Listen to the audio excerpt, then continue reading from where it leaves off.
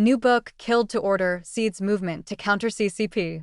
A groundswell of confidence in ending one of the Chinese Communist Party's biggest crimes against humanity emerged on March 16th at the Trump Kennedy Center as humanitarians and specialists celebrated the launch of Killed to Order, China's organ harvesting industry and the true nature of America's biggest adversary.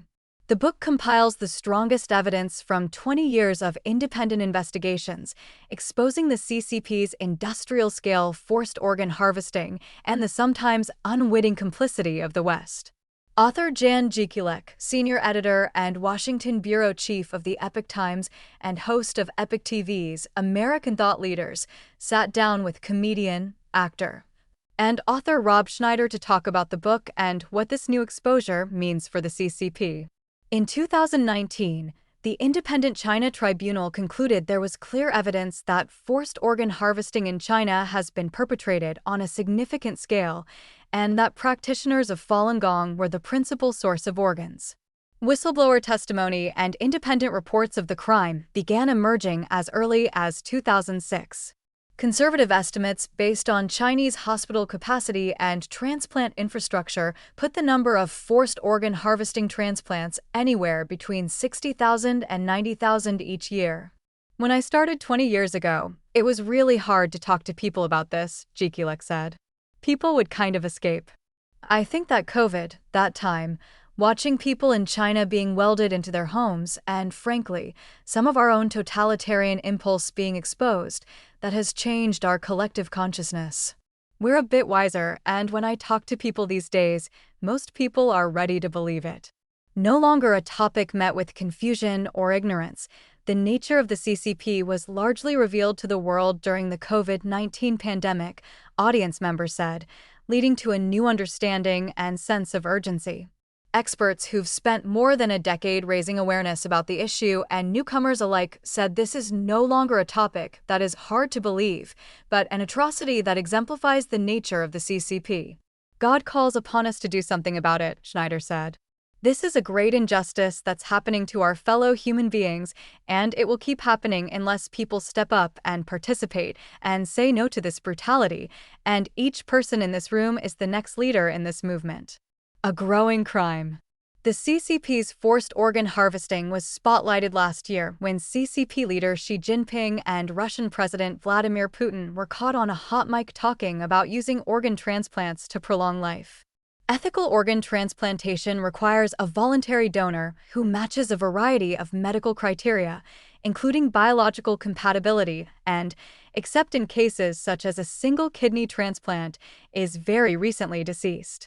Wait times are measured in years, and the waitlist in the United States is more than 108,000 people. Yet in the early 2000s in China, advertisements boasted of 2-week wait times, and doctors were hearing about people who might pay tens or hundreds of thousands of dollars and return for organ transplant aftercare weeks later. Undercover investigators began to call these Chinese hospitals to inquire about the transplants and were given prices and invitations to come in 1 or 2 weeks. Then they asked directly if they could source the organs from a Falun Gong practitioner, to which they replied, yes. Falun Gong, also known as Falun Dafa, is a spiritual practice that gained widespread popularity in China in the 1990s. It includes slow-moving exercises and teachings based on the principles of truthfulness, compassion, and forbearance. By the end of the decade, state estimates put the total number of Chinese practicing Falun Gong between 70 million and 100 million, or 1 in 13 Chinese. Then, practically overnight, Falun Gong was banned.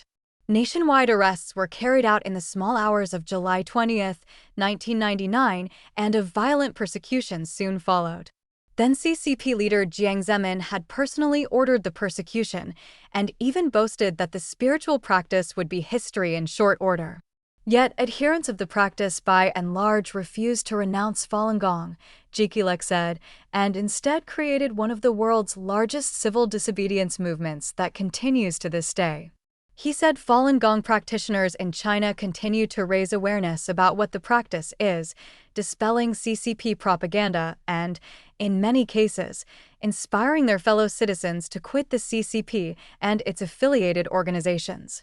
However, the tremendous number of Falun Gong practitioners being incarcerated by the regime meant the CCP now had in hand a captive, vulnerable population to conduct medical experiments on. The real tragedy is they built this thing over 15 years on the backs of the Falun Gong. Then in 2014, 2015, no one really did much about it. There were some resolutions, but nothing with teeth, no real international outcry. This is the problem with atrocity-type situations, they spread. So they added the Uyghurs, Jikilek said. There is growing evidence that Uyghur Muslims have become another vulnerable population targeted by the CCP for organ harvesting. For example, photographs have been taken inside airports near Uyghur population centers, where priority boarding zones are blocked off for organ deliveries. And I've noticed there's been an uptick in this dehumanizing rhetoric against Christians, Jikilek said, noting that the CCP's dehumanization propaganda about Falun Gong and Uyghurs also preceded its mass internment and violent persecutions of these groups. Robert Destro, former Assistant U.S. Secretary of State for Democracy, Human Rights, and Labor, said he was given a lot of grief when he pushed for the rescue of a man who would turn out to be the first known survivor of the CCP's forced organ harvesting. He said the unspoken message directed toward him was, "Don't upset the Chinese." But even as someone working on human rights who was aware of the CCP's forced organ harvesting, he said he hadn't realized the sheer scale of the CCP's operations, an industry worth an estimated $9 billion, and how far back it goes. I was stunned, Destro told the Epoch Times. There are signs that the Chinese public is aware that the CCP elites perpetuate organ harvesting and that they may not be safe either. Waves of parents have pulled their children out of school in China over fears that students are being targeted. Numerous accusations against Chinese hospitals and surgeons harvesting organs from unwitting patients have also emerged on Chinese social media.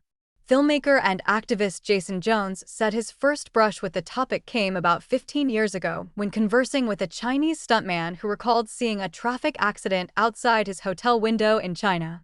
He said the medical team rushed in to remove the victim's organs before a second ambulance came for the body.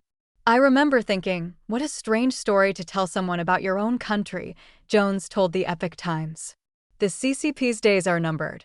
Audience members, including Jones, said the end is in sight for the CCP's forced organ harvesting and, by extension, the CCP itself. When I came to understand, it made perfect sense. The CCP has been waging a war in China, Jones said. First, it waged a war on its ancestors. That's what the Cultural Revolution was.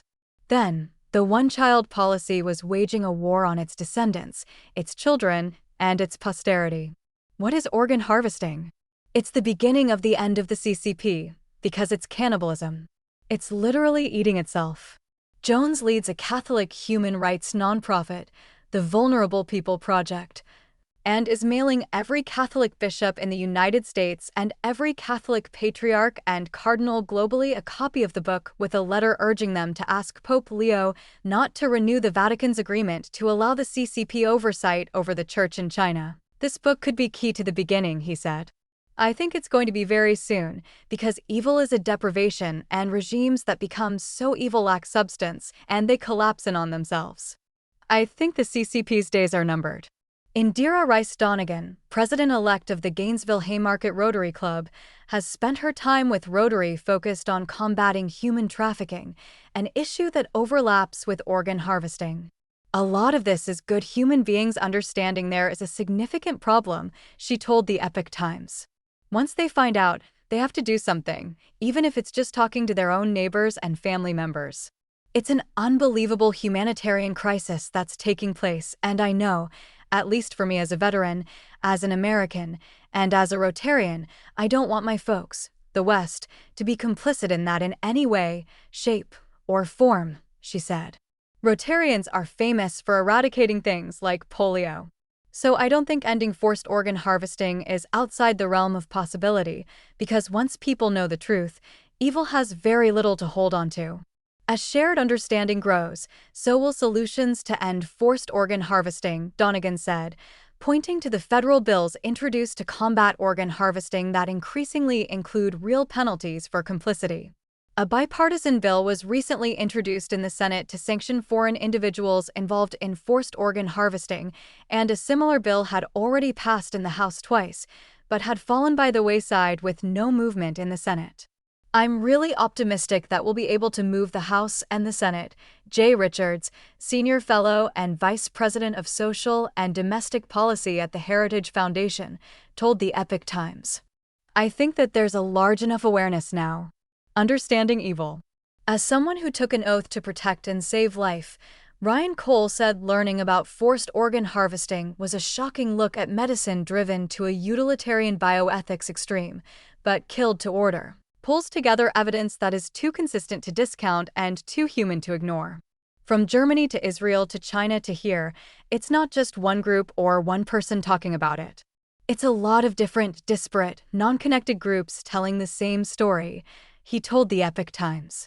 When you put the human story to what's happening, I think it wakes up the heart and the mind of people that may otherwise not be willing to listen or understand.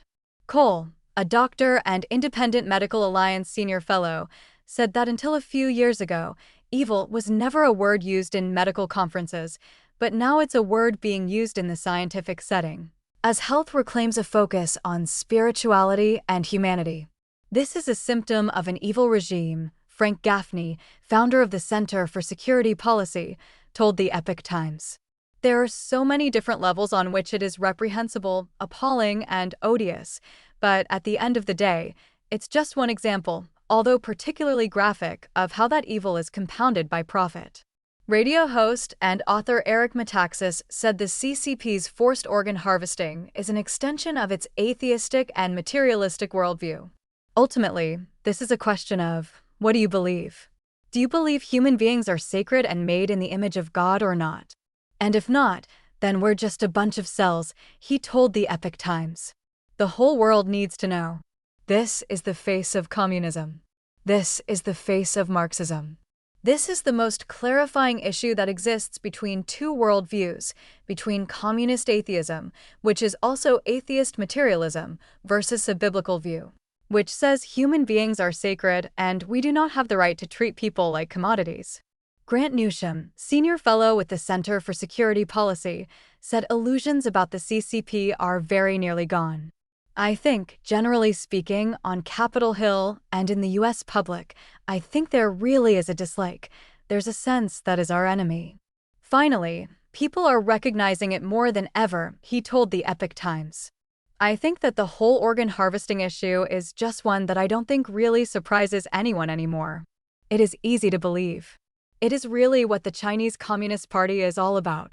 It really reflects the nature of that regime.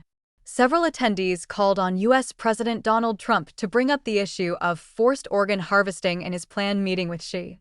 This has to be on the top of his list to address this issue of saying we cannot move forward with strong economic relationships unless we start seeing the stopping of this organ harvesting, Mercedes Schlapp, CAC Senior Fellow, told the Epoch Times.